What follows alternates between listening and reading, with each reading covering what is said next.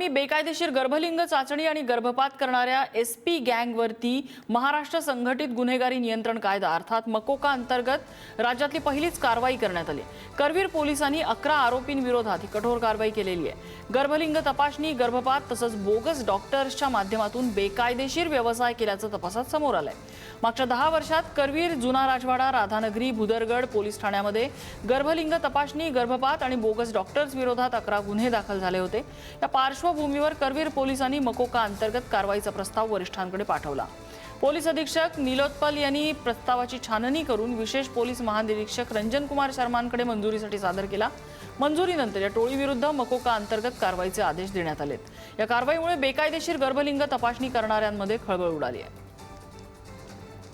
शेखर पाटील आमचे प्रतिनिधी आपल्याला अपडेट देतात। शेखर, मकोका अंतर्गत जर या प्रकरणात कारवाई होत असेल तर मला वाटतं राज्यभरात अशा अनेक ज्या टोळ्या छुप्या पद्धतीने काम करतात त्यांचं धाबदण आणलं असेल।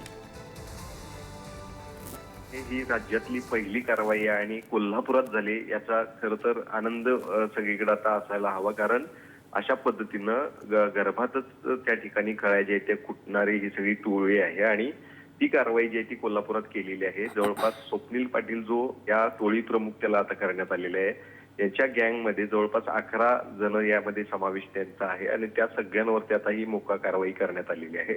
अर्थातच काही दिवसांपासून हे सगळं रॅकेट जे ते चालू होतं, आपण सातत्याने या संदर्भातल्या बातम्या दाखवत होतो।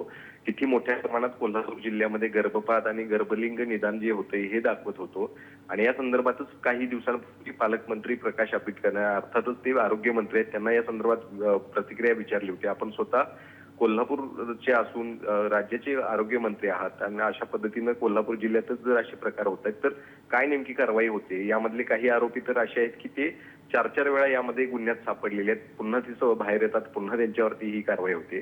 त्यावर त्यांनी प्रतिक्रिया दिली होती की अशा संदर्भात आम्ही मोक्या बाबतची कारवाई देखील जणांवर करू।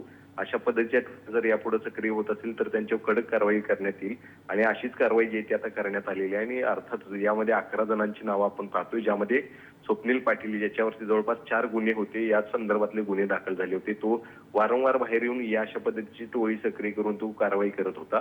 त्यामुळे निश्चितच या सगळ्यांवरती आता ही मोका कारवाई लावल्यानंतर राज्यभरात जर अशा पद्धतीनं कोण आता गर्भलिंग आणि गर्भपात करण्याचा विचार करत असेल तर तो 10 वेळा विचार नक्की करेल। अगदी शेखर, ही सगळ्यात मोठी कारवाई म्हणायला हवी आणि एक चांगला इनिशिएटिव्ह घेतलेला आहे कोल्हापूर पोलिसांनी। शेखर, धन्यवाद या माहितीबद्दल।